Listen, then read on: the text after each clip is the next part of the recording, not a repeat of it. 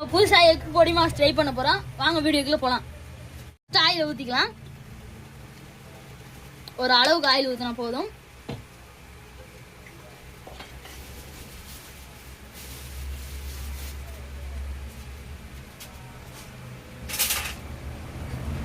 அடுத்து 2 முட்டையை உடைச்சு ஊத்திக்கலாம்.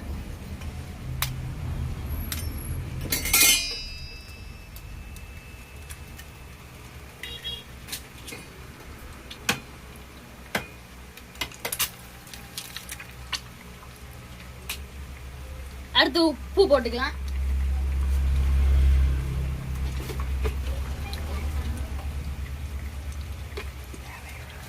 தேவையான அளவு உப்பு போட்டுக்கலாம்.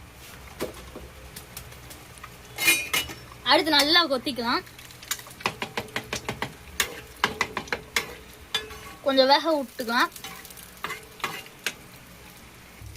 இப்ப நல்லா இந்த ஸ்டேஜுக்கு வெந்ததுக்கு அப்புறம் நல்லா கொத்திக்கலாம்.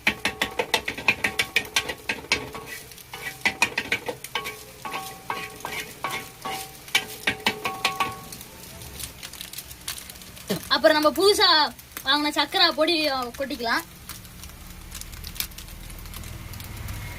தேவையான அளவு கொட்டிக்கலாம்.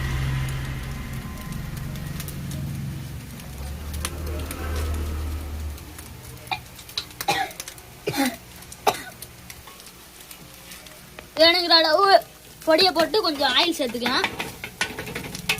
அதுக்கப்புறம் நல்லா கொத்திக்கலாம். இடையில நம்ம வாயா பேசணும்னா திரும்ப கண்டிப்பா நம்ம டிஷ்ஷுக்குள்ள போகலாம். நல்லா அப்படி கொத்தின பிறகு அப்படியே நம்ம ஒரு பிளேட்டுக்கு டிரான்ஸ்ஃபர் பண்ணிக்கலாம். அப்படியே நம்ம ஒரு பிளேட்ல டிரான்ஸ்ஃபர் பண்ணிக்கலாம்.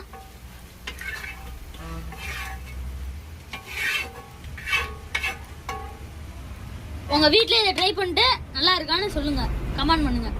நம்ம சேனலை சப்ஸ்கிரைப் பண்ணுங்க.